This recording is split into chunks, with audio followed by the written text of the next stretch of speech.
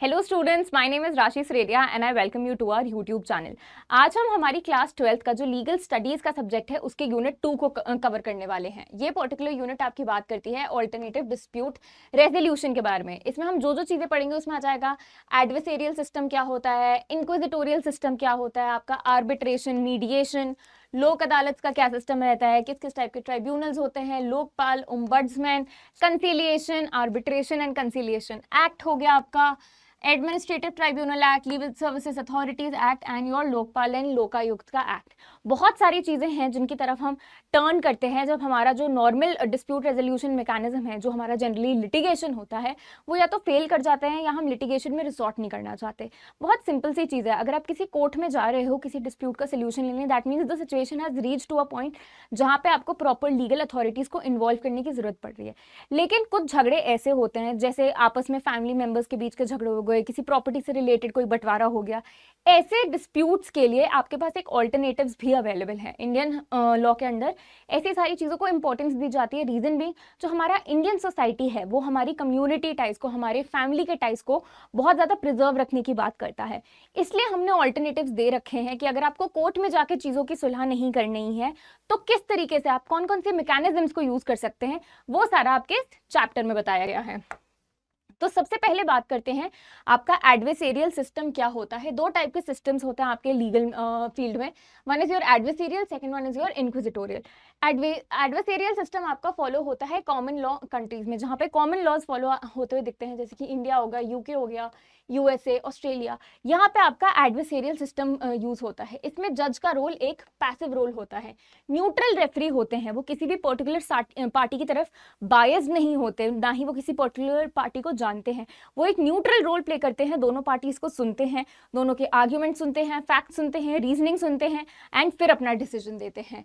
Decides only on evidence presented. जिस भी type का एविडेंस प्रोवाइड किया जा रहा है, आपके जजेस सिर्फ उसके बेसिस पे आपका डिसीजन देते हैं, कोई भी पर्सनल नोशन को वो इन्वॉल्व नहीं होने देते। लॉयर का रोल ऐसे सिस्टम में बहुत ज्यादा एक्टिव होता है। वो गैदर करते हैं एविडेंस, एग्जामिन करते हैं विटनेसेस को, अपने आर्ग्यूमेंट्स को प्रेजेंट करते हैं। तो आपका लॉयर का रोल बहुत ज़्यादा एक्टिव होता है। Next is cross examination. इस पर बहुत हैवी रिलायंस रहती है। टेस्ट करता है विटनेस की क्रेडिबिलिटी। अगर मैं एज राशि किसी विटनेस को लेकर आ रही हूँ तो जो मेरे ऑपोजिट पार्टी है उसको ये चांस दिया जाएगा कि वो मेरे विटनेस को क्वेश्चन कर सके। इसी चीज को हम क्रॉस एग्जामिनेशन कहते हैं। किस किस टाइप के एडवांटेजेस होते हैं ऐसे सिस्टम के? पार्टीज पार्टिसिपेट करती हैं actively, judgement is accepted, judgement is more accepted. Judgement दी जाती है लेकिन पार्टीज इनमें बहुत इन्वॉल्व होती हैं। लाइक आई मेंशन, आपका किस तरीके का एविडेंस ला रहे हैं आप, क्या फैक्ट्स हैं आपके केस के, इन सारी चीजों को भी देखा जाता है। डिसएडवांटेज क्या होता है? ऑब्वियसली थोड़ा एक्सपेंसिव हो जाता है। जैसा कि हमने कितनी बार सुना है, जो कोर्ट की प्रोसीडिंग्स होती हैं वो बहुत ज़्यादा एक्सपेंसिव हो जाती हैं बिकॉज वो बहुत ज़्यादा टाइम तक खिंचती रहती हैं। डिले प्रोन होता है, डिले हो जाता है, तारीख पे तारीख होता रहता है एंड ट्रूथ में नॉट इमर्ज। अल्टीमेटली ऐसा भी हो सकता है कि जो सही चीज़ है वो शायद प्रिवेल ना कर पाए because the evidences against it were let's say not enough.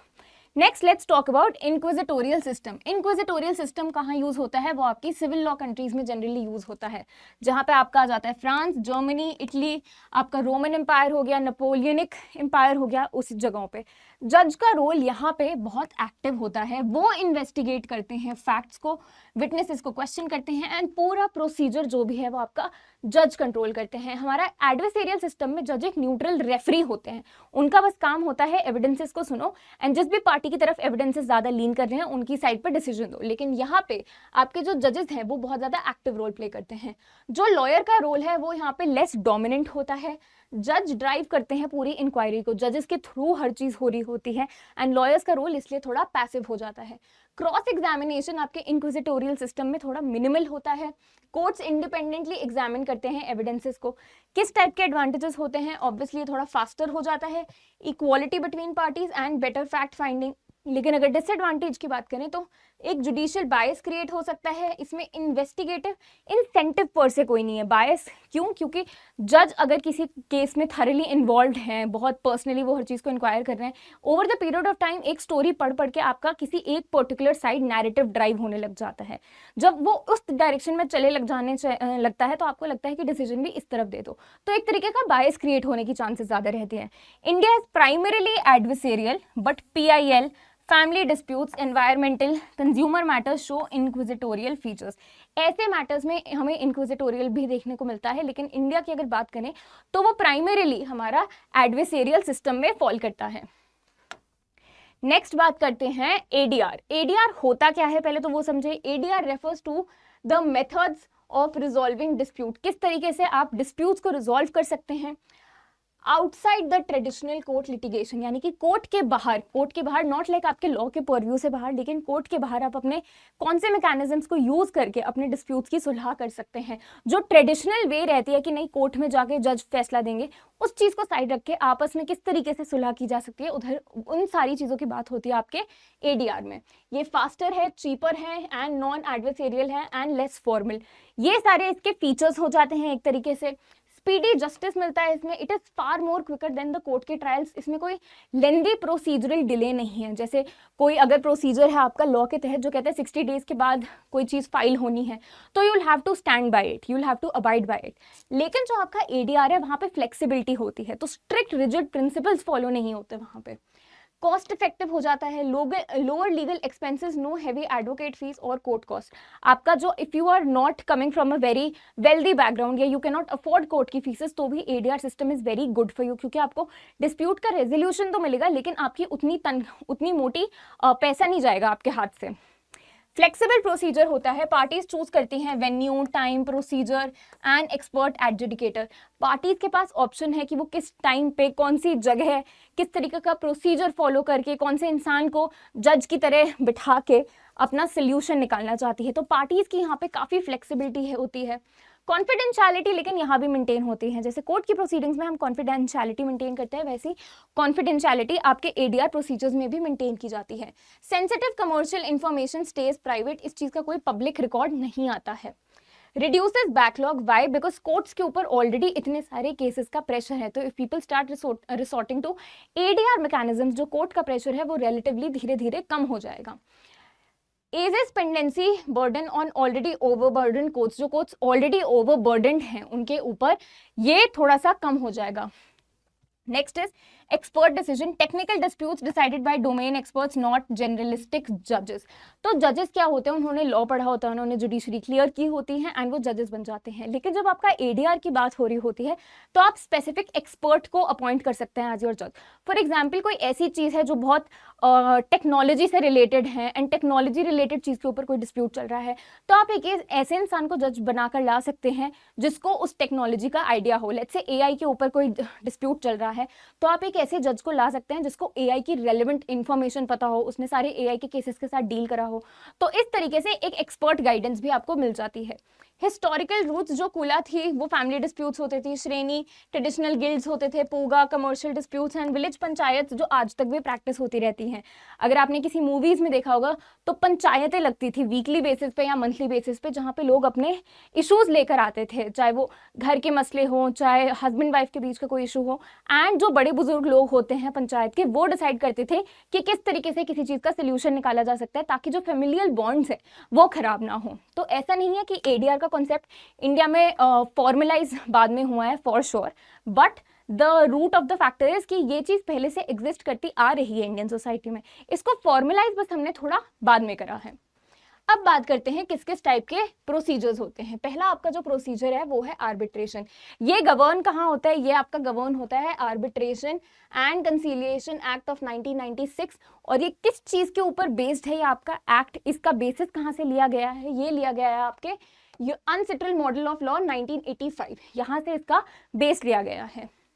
Arbitration agreement होता है, अपॉइंट करते हो आप आर्बिट्रेटर को। आर्बिट्रेशन अग्रीमेंट बेसिकली आप अग्री कर रहे हो कि हम एक्स पर्सन को लाएंगे एंड ये हमारे बीच का डिस्प्यूट सॉल्व कराएगा।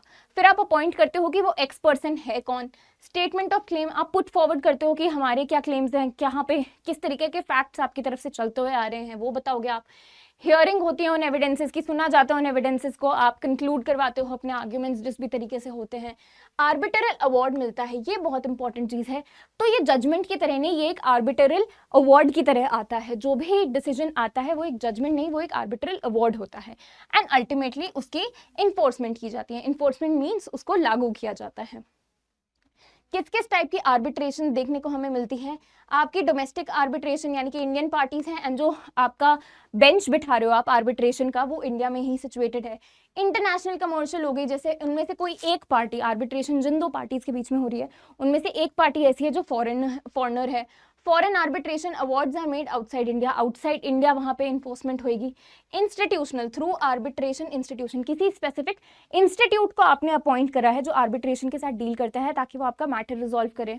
एडहॉक आर्बिट्रेशन होती है, पार्टीज मैनेज करती हैं खुद से प्रोसीजर, एडहॉक तरीके से होती है। Statutory, mandated under a specific statute, अगर किसी स्टैट्यूट में बहुत स्पेसिफिकली कहा गया है कि कोई भी डिस्प्यूट आएगा तो इस पर्टिकुलर स्टैट्यूट में वो आर्बिट्रेशन के थ्रू डील किया जाएगा, तो वो आपकी स्टैट्यूटरी आर्बिट्रेशन कहलाती है।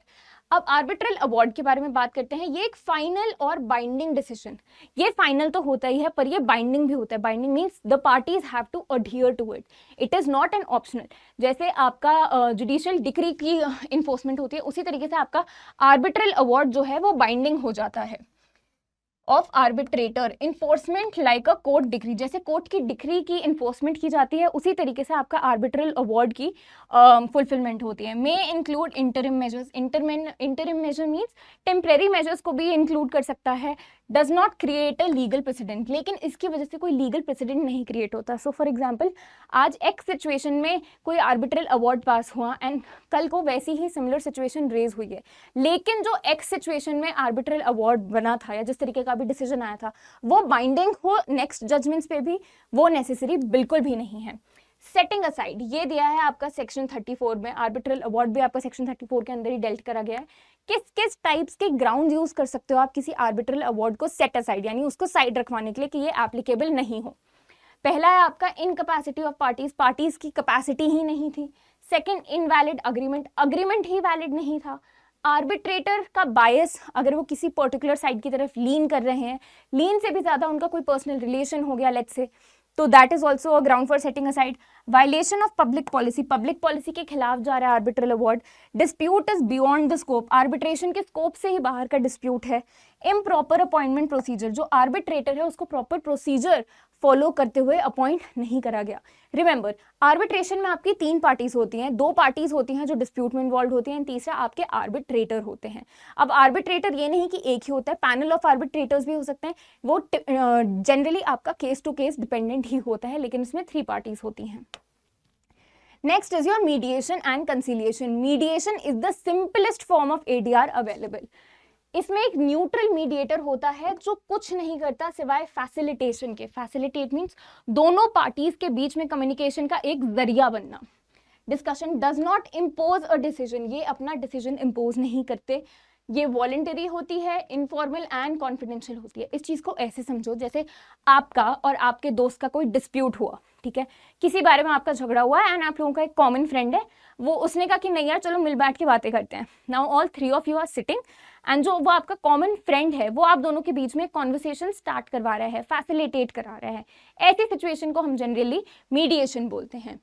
इवैल्यूएटिव मीडिएटर असेस करता है स्ट्रेंथ एंड वीकनेसेस, वो देखता है कि कौन सी पार्टी की स्ट्रेंथ किस चीज में है, वीकनेस किस में है। फैसिलिटेटिव मीडिएटर फैसिलिटेट करता है कम्युनिकेशन ओनली, वो किसी भी टाइप का जजमेंट नहीं दे सकता, अपना ओपिनियन नहीं दे सकता, वो सिर्फ एक जरिया बन रहा है कि लोग आपस में बात कर पाए।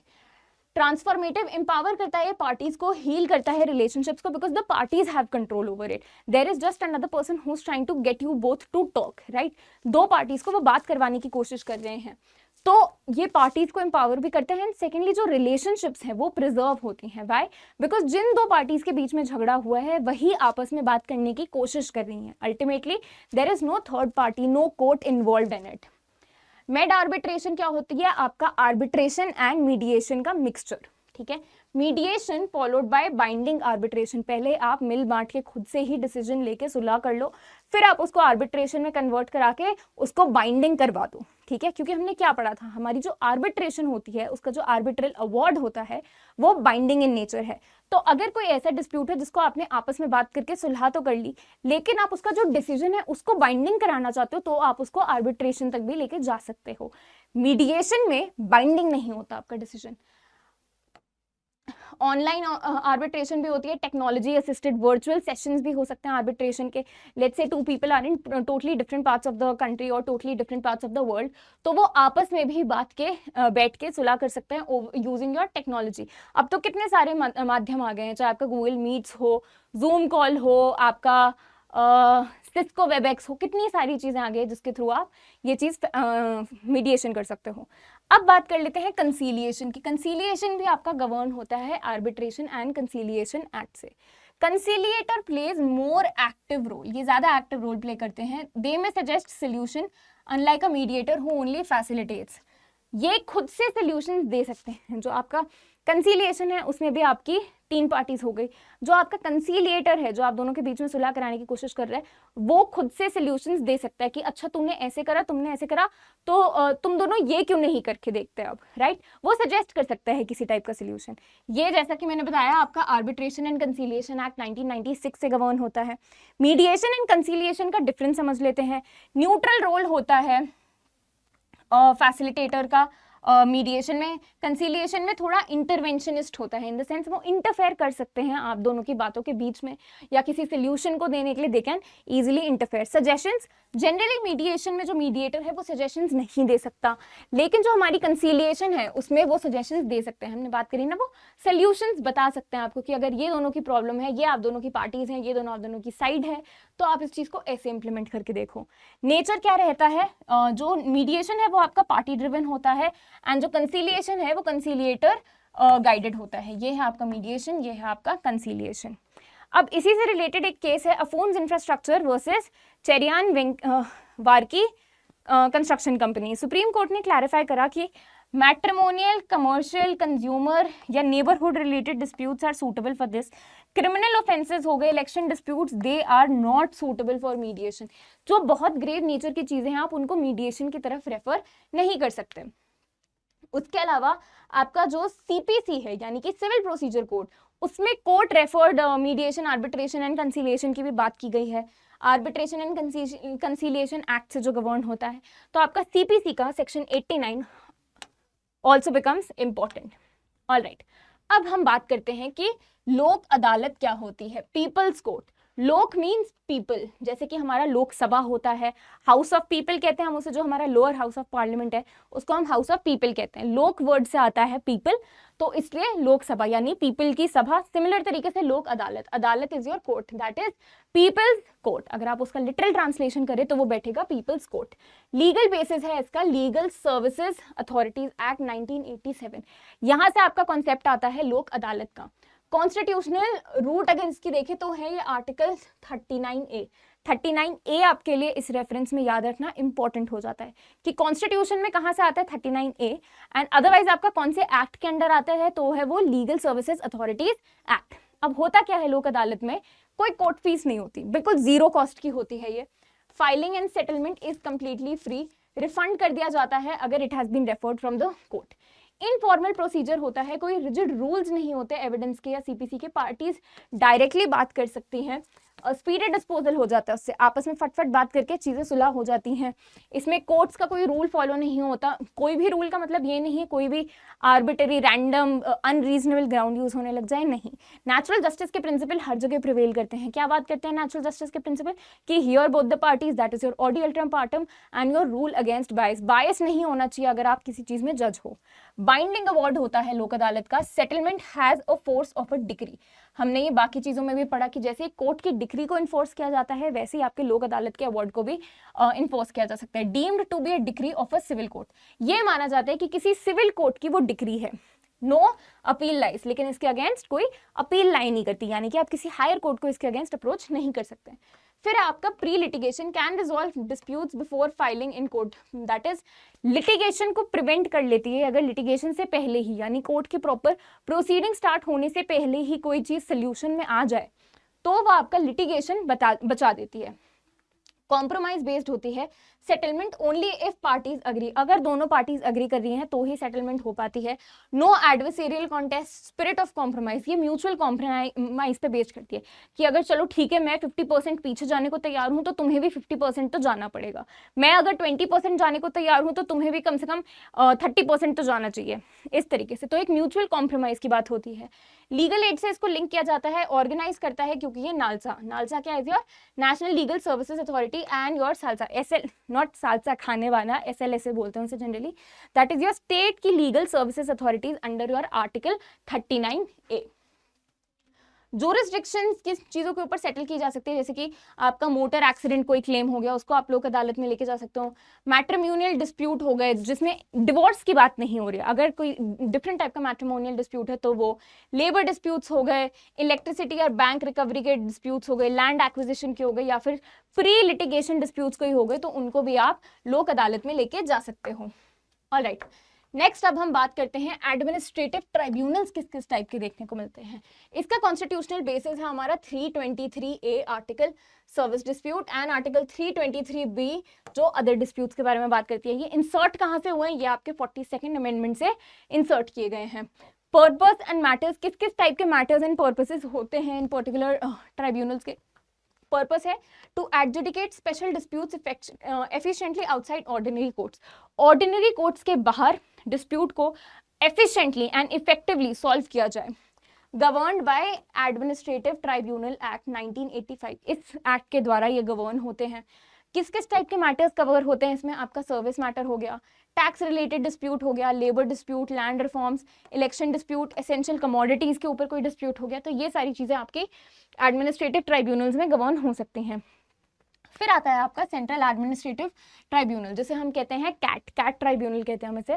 Deals with the service disputes of your central government, central government के जो सर्विस डिस्प्यूट्स रहते हैं उनके साथ ये डील करता है। किस किस टाइप के फीचर्स हैं, speedy justice, flexible procedure, direct access by litigants and technical expertise. Speedy रहते हैं ये, इनका टाइम लिमिट्स बहुत शॉर्ट होती हैं। फ्लेक्सिबल प्रोसीजर रहता है, बहुत रिजिडिटी से ये रूल्स को फॉलो करते हुए नहीं चलते, थोड़ा फ्लेक्सिबल अप्रोच रहता है, इसलिए फटाफट हो जाता है justice. Direct access by litigants, litigants can directly approach, and technical expertise हो जाती है, जो ट्राइब्यूनल जिस चीज में बेस्ट है वो उस चीज के ऊपर अपना नोशन दे सकता है। फॉर एग्जाम्पल जैसे आपका नेशनल ग्रीन ट्राइब्यूनल हो गया, तो वो सारे एनवायरमेंट रिलेटेड चीजों के ऊपर जजमेंट्स देता है, right. Establish under your administrative tribunal act 1985 also establishes state administrative tribunal.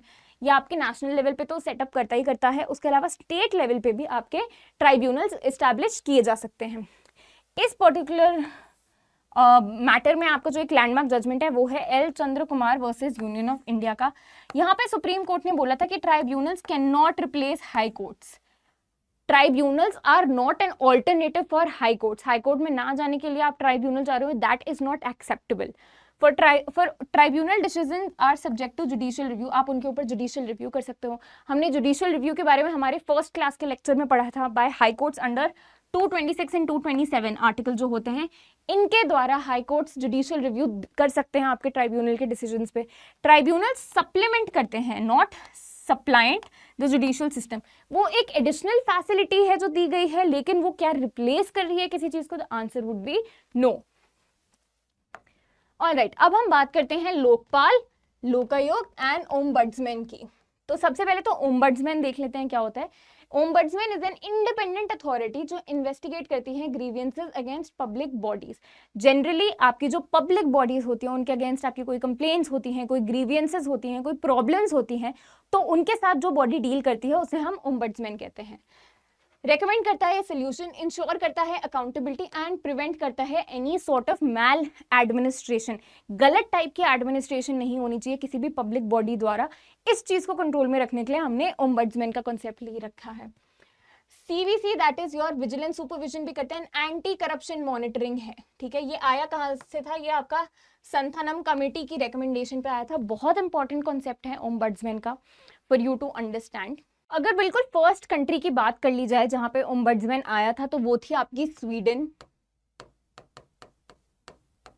And the year was I think 1809। यहाँ पे पहली बार ओम्बड्समैन का कॉन्सेप्ट आया था, ताकि जो भी गवर्नमेंट एजेंसीज हैं अगर उनके खिलाफ किसी टाइप के सिटीजन की कोई कंप्लेंट हो, कोई ग्रीवियंस हो, तो उनको एड्रेस किया जा सके।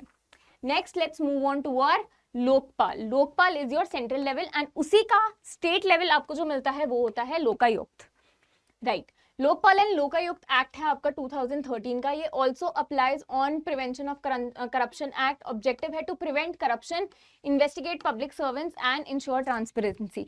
बेसिकली जो भी आपका पब्लिक बॉडीज हो गई, पब्लिक फिगर्स की डिसीजंस हो गए, एक्शंस हो गए, उन सारी चीज को गवर्न करती हैं ये सारी बॉडीज। आपका ओम्बड्समैन हो गया, आपका लोकपाल एंड योर लोकायुक्त। तो लोकपाल के बारे में पढ़ लेते हैं, इसकी किस टाइप की कॉम्पोजिशन रहती है। चेयरपर्सन जो होते हैं वो उसके या तो former chief justice of India होते हैं, किसी सुप्रीम कोर्ट के जज हो सकते हैं, या फिर एक eminent anti corruption expert. Basically ये बॉडीज करप्शन के केसेस में भी डील करती हैं, उनके लिए ये प्राइमरीली सेटअप की जाती है थ्रू सी की किसी टाइप का करप्शन हो रहा है तो उसके साथ कैसे डील किया जा सकते हैं।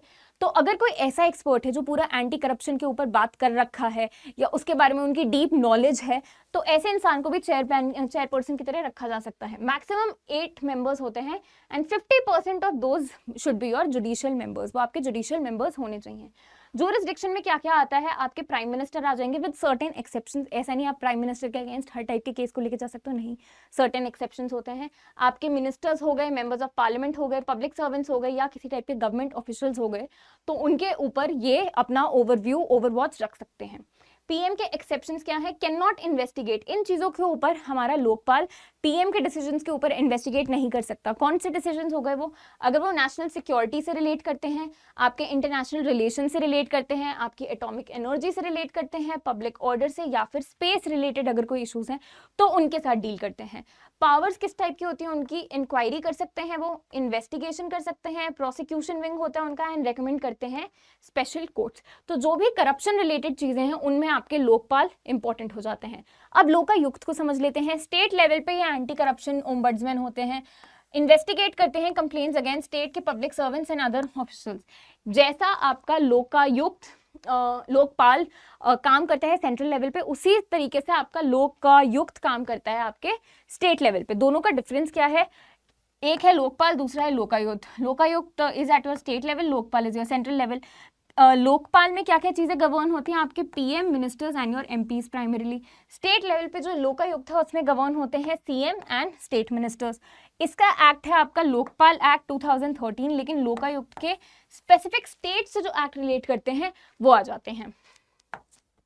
अब बात करते हैं एडीआर का कंटिन्यूम की लॉज एंड कॉन्स्टिट्यूशनल आर्टिकल्स, जो इसके लिए इंपॉर्टेंट है। Informal to formal approach, negotiation is most informal, सबसे ज्यादा इनफॉर्मल होती है आपकी नेगोशिएशन। उसमें सिर्फ 2 पार्टीज होती हैं, जिन 2 पार्टीज के बीच में झगड़ा हुआ है वही आपस में बात करिए, किसी थर्ड पार्टी का कोई इन्वॉल्वमेंट नहीं होता। So no third party. Mediation हो जाता है फिर आपका, अगर इनफॉर्मेलिटी की बात करी जाए, एक न्यूट्रल फैसिलिटेटर होता है उसमें। जैसे कि 2 दोस्तों के बीच में झगड़ा हुआ है, एक दोस्त उनको दोनों को साथ में लाके उनसे बातें करवा रहा है कि चलो अपनी जो भी तुम्हारा झगड़ा हुआ है उसको सॉल्व करो। फिर आता है आपका कंसिलिएशन, इसमें जो आपकी थर्ड पार्टी होती है वो बहुत एक्टिवली इन्वॉल्व होती है, वो आपको सोल्यूशंस भी देती है। फिर आता है आपका लोक अदालत, उसमें पीपल्स कोर्ट हो गया। देन इज योर आर्बिट्रेशन, जहाँ पे बाइंडिंग अवार्ड हो जाता है। And obviously last one is your court trial, क्योंकि ये पूरा फॉर्मल प्रोसीजर फॉलो करता है, पूरा लिटिगेशन का फुल फ्लेज्ड प्रोसीजर फॉलो किया जाता है आपके एक कोर्ट के ट्रायल में। कॉन्स्टिट्यूशनल आर्टिकल्स की अगर बात कर लें तो 39A इंपॉर्टेंट है आपके लिए टू रिमेंबर। उसमें बात होती है equal justice and free legal aid के बारे में। ये बेसिस है आपका लोकायुक्त, लोक अदालत का एंड योर नालसा जो इस्टेब्लिश हुआ है। फिर आपका 323A ये बात करते हैं administrative tribunals for service matters जैसे कि cat.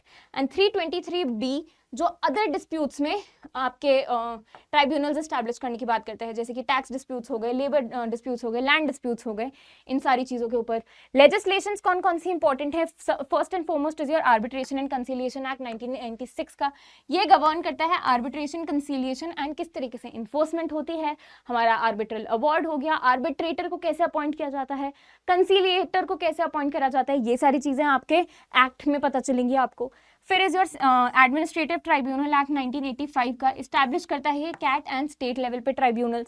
Then is your legal services authorities act 1987 का, लोक अदालत आती है, इसमें लीगल एड आता है in your NALSA. Then is your Lokpal and Lokayukta act 2013 का, anti corruption ombudsman, central and state level पे कैसे ये दोनों बॉडीज फंक्शन करती हैं। इंपॉर्टेंट आपके लिए ये भी है प्रिवेंशन ऑफ करप्शन एक्ट, ये आपका एक तरीके से लोकपाल लोकायुक्त से ही रिलेट करता है। वहाँ पे आते हैं आपके करप्शन रिलेटेड ऑफेंसेस हो गए, इन्वेस्टिगेट जो करता है लोकपाल।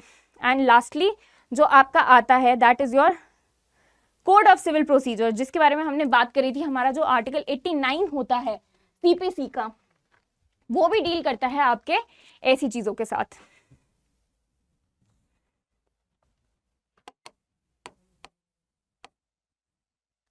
ऑल राइट, फिर अब कंक्लूड करने की बात करी जाए तो पॉइंट है एडीआर का कि जस्टिस जो है वो बने एक्सेसिबल, अकाउंटेबिलिटी रहनी चाहिए एंड एफिशिएंट होना चाहिए। Justice delayed is justice denied. तो अगर कोई ऐसा मैकेनिज्म्स है या ऐसे मैकेनिज्म्स हैं, 2-3 है या एक भी अवेलेबल है जिससे आपका जस्टिस स्पीडी हो सकता है, लेकिन तब भी सारे फेयर तरीकों से किया जाए, सारे नेचुरल जस्टिस के प्रिंसिपल फॉलोज हों, तो आपका एडीआर बहुत इंपॉर्टेंट हो जाता है।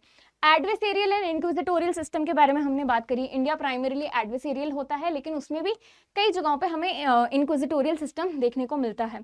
आर्बिट्रेशन एंड कंसिलिएशन के बारे में हमने बात करी, हमारे सेक्शन 89 ऑफ सीपीसी के बारे में भी हमने बात करी। ये ओपन कर देता है कोर्ट्स को फॉर एडीआर, एडीआर को रेफर कर सकते हैं आपके कोर्ट। फैसिलिटेटर वर्सेस इंटरवेंशनिस्ट, किस तरीके का डिस्टिंग्विश रहता है वो पता होना चाहिए, not arbitration and conciliation, mediation and conciliation. फिर आपके ट्राइब्यूनल्स के बारे में हमने बात करी, specialised adjudication through CAT SATs but as per law. फिर आपका है आर्बिट्रेशन एंड कंसिलिएशन एक्ट, जो एक्ट है वो आपका स्पेसिफिकली गवर्न करता है arbitration and conciliation. Private binding expert driven solution होता है, इन्फोर्स किया जाता है इज अ कोर्ट की decree, as a civil court की डिग्री इनको इन्फोर्स किया जाता है। लिमिटेड ग्राउंड्स के ऊपर ये चैलेंज हो सकती है अंडर योर सेक्शन 34। फिर हमने बात करी थी हमारी लोक अदालत की, that is your established under your Legal Services Act, Legal Services Authority Act, right? जो फ्री होता है, इनफॉर्मल होता है, बाइंडिंग होता है। 39A में इसकी रूट्स देखने को हमें मिलती हैं और ये प्रिवेंट करता है फैमिलियल रिलेशनशिप्स को या किसी भी रिलेशनशिप को, ताकि लिटिगेशन तक ना जाना पड़े लोगों को। And lastly we spoke about the anti corruption bodies, जो एंटी करप्शन वॉच डॉग्स होते हैं उनके बारे में। सेंट्रल पे आपका लोकपाल हो गया एंड स्टेट लेवल पे आपका लोकायुक्त हो गया। Anti corruption watchdogs at central and state level, jurisdiction cover करती है पीएम को with exceptions, ministers, public servants at state level पे। सिमिलरली आपके स्टेट के मिनिस्टर्स हो गए एंड बाकी पब्लिक सर्वेंट्स हो गए। So that would be all for your unit 2 of your legal studies का chapter. Every important aspect has been covered in this video and बाकी videos भी आने वाले हैं, so stay tuned for more. Thank you so much everyone.